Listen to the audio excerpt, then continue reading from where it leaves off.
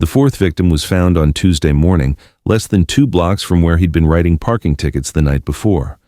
Police had no leads, no witnesses, no suspects. But the parking meter officer had something the investigators didn't. 8 years of watching the same streets, remembering the same faces, and noticing when someone didn't belong. Welcome to Stories from Us. Before we begin this powerful story of hidden detective work and crime-solving expertise, tell me in the comments, what city are you watching from today? And if you believe stories like this deserve to be heard, hit that subscribe button. These moments matter more than you know. Frank Harrison had been working the same 12-block area of downtown for 8 years, starting each shift at 7 a.m. sharp, pulling on his blue city uniform and grabbing the handheld computer that tracked parking violations with digital precision. To most people, it seemed like simple work, writing tickets for expired meters, reporting violations, protecting city revenue from scofflaws who thought parking rules didn't apply to them. But for Frank, this job had dimensions that no one else understood or appreciated. Frank was 53 years old, with graying hair and eyes that had seen more than most people would ever imagine. His movements were methodical, every step calculated, every observation recorded with the precision of someone trained to notice details that others missed completely.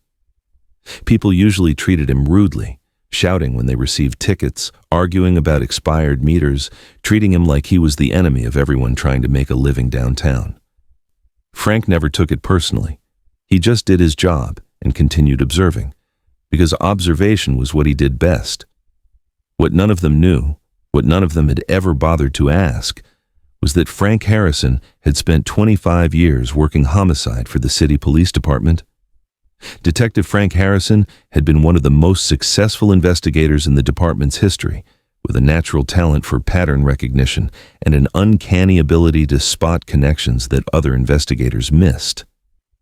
Over the course of his career, he'd solved 18 different serial killer cases, some of which had stumped FBI behavioral analysis units for months. His retirement from the police force hadn't been forced. It had been voluntary, the result of cumulative psychological damage from a quarter-century of investigating humanity's darkest impulses. His final case had involved the murder of 5 children by a predator who had evaded capture for over 2 years. When they finally caught the killer, Frank had looked into the man's eyes and realized that he couldn't continue carrying the weight of that kind of evil. PTSD, depression, and simple exhaustion from constantly confronting violence had convinced him that he needed a different kind of life. The parking enforcement job had seemed like perfect therapy. Outdoor work that kept him moving, interaction with people that rarely involved life or death situations, and the kind of routine that could help rebuild his mental health after years of trauma. The pay was significantly less than his detective salary, but his police pension covered his modest lifestyle, and most importantly, the work didn't require him to see dead bodies or interview grieving families. What Frank hadn't anticipated was that his investigative instincts would prove impossible to turn off. 25 years of training in observation, analysis, and pattern recognition couldn't be discarded like an old uniform. Every day, as he walked his route checking meters and writing tickets, he found himself automatically cataloging information. License plates, faces, behavioral patterns, anything that seemed out of place or inconsistent with the normal rhythms of urban life. For 8 years, Frank had walked the same streets, following the same route, interacting with the same regular customers. Over time, he developed an encyclopedic knowledge of his territory, whose car belonged to whom, what their normal parking patterns were, who followed the rules, and who consistently tried to cheat the system. He knew which business owners arrived early and which stayed late, which office workers took long lunches, and which ones never moved their cars during business hours. It was more than just familiarity. It was the kind of detailed surveillance that comes naturally to someone trained in criminal investigation. In the past 6 months, something had changed in his carefully ordered world. At first, the differences were subtle, cars he didn't recognize appearing at unusual times, vehicles that seemed to be driven by people who weren't familiar with the downtown area, patterns of movement that didn't match the predictable flow of business traffic or commuter parking.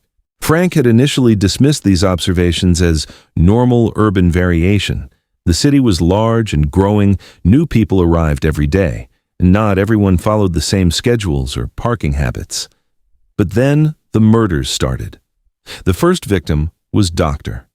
Jennifer Walsh, a 34-year-old attorney who worked for one of the major law firms in the financial district. She'd been attacked while leaving her office late on a Thursday evening, found dead in an alley 2 blocks from her building. The initial police investigation had focused on robbery as the most likely motive. Downtown areas often attracted criminals looking for well-dressed professionals, carrying cash, credit cards, and expensive electronics. The second victim, Susan Martinez, was a real estate agent who worked for a prominent brokerage firm. She'd been killed exactly 1 week after Dr. Walsh, under circumstances so similar that the police department's detective division began looking for connections beyond simple coincidence. Both women were professional, both had been working late, both had been attacked within a few blocks of Frank's regular patrol area. When Rachel Green, a bank branch manager, became the third victim, the pattern was undeniable. The media began using terms like downtown serial killer, and the FBI's Behavioral Analysis Unit was called in to develop a profile of the suspect. Frank read every news report with the absorbed attention of someone who understood the investigative process from the inside, his old instincts automatically analyzing the limited information being released to the public. But Frank was retired now. He wasn't part of the investigation, wasn't consulted on theories or evidence, wasn't expected to contribute anything beyond staying out of the way and letting active investigators do their jobs. He could only watch from the sidelines and worry about the fact that a predator was operating in the territory he knew better than anyone else on the police force. The fourth victim was Linda Thompson, a 41-year-old marketing executive who worked for a major advertising agency. She was found on Tuesday morning in a location that made Frank's blood run cold, less than 2 blocks from where he'd been working the previous evening, writing tickets and conducting his normal end-of-shift procedures. That's when everything clicked into place. Frank remembered Monday evening with perfect clarity. He'd been working Pine Street around 6:30 p.m., checking meters and writing citations for violations that had accumulated during the day. Linda Thompson's car had been there, a silver Toyota Camry with license plate YGB487. He'd watched her exit the vehicle, clearly in a hurry, fumbling with coins as she tried to feed the parking meter before rushing toward her office building. But what had caught Frank's trained attention wasn't Linda Thompson's behavior. It was the black sedan parked across the street. The driver had remained in the vehicle with the engine running, not getting out, not conducting any apparent business, just sitting and watching. Frank had noticed the car because he'd seen it before, multiple times over the past several weeks, always in the same mode, stationary, occupied, observing. That night, Frank went home and retrieved files he'd been keeping out of long-standing habit. Even in retirement, he'd continued making notes about unusual observations, license plates that appeared frequently, behavioral patterns that didn't fit normal downtown rhythms. Most of the time, he wasn't even conscious of recording these details. It was simply how his mind worked after 25 years of detective training. When he reviewed his notes, the pattern became undeniable. The black sedan, license plate RXT924, had appeared in his area 15 different times over the past 4 months, always driven by the same individual, always positioned to observe rather than conduct legitimate business. Most significantly, several of these observations had occurred in the days immediately before each of the murders. This couldn't be coincidence. Early Tuesday morning, Frank drove to police headquarters and asked to speak with Detective Sarah Coleman, the current head of the homicide division. Sarah had worked with Frank during his final years on the force and understood his reputation for solving complex cases. "Frank Harrison, I heard you were working parking enforcement now. What brings you down here?" Frank spread his handwritten notes on Sarah's desk, along with photocopies of the relevant parking citations and location logs he'd been maintaining. "I think I have information about your serial killer case." Sarah's expression shifted from polite interest to professional attention. "Frank, This case is being handled by a joint task force with the FBI. We've got behavioral analysts, forensic specialists." "Sarah, I've been watching this guy for 4 months," Frank interrupted. "I didn't realize what I was seeing until the 4th victim, but I've got documentation of his surveillance pattern." Frank walked Sarah through his observations: the license plate number, the timing of appearances, the locations where the vehicle had been spotted, and most importantly, the correlation between the suspect's surveillance activities and the subsequent murders. As he talked, Sarah's skepticism transformed into genuine excitement. "Jesus, Frank, where did you get all this information?" "I walk the same 12 blocks every day, 8 hours a day, 5 days a week. I see everything, remember everything, and write down anything that doesn't fit normal patterns. This guy has been stalking victims in my territory, and I've been documenting his activities without realizing it." Sarah immediately ran the license plate through the state criminal database. The results made both of them sit up straighter. James Richard Norton, 34 years old, no major criminal record, but... Wait, Sarah scrolled through additional screens. "Frank, this guy was arrested 2 years ago on stalking charges, but the case was dismissed on a technicality. He's also been receiving psychological treatment for what the records describe as antisocial behavioral patterns." "Where does he live?" "Riverside District. Frank, this fits our profile perfectly. White male, early 30s, history of inappropriate behavior toward women, access to the downtown area."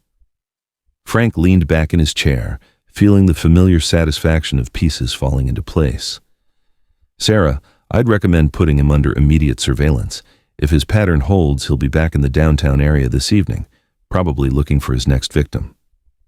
That evening, a joint police-FBI surveillance team positioned themselves throughout Frank's usual patrol area.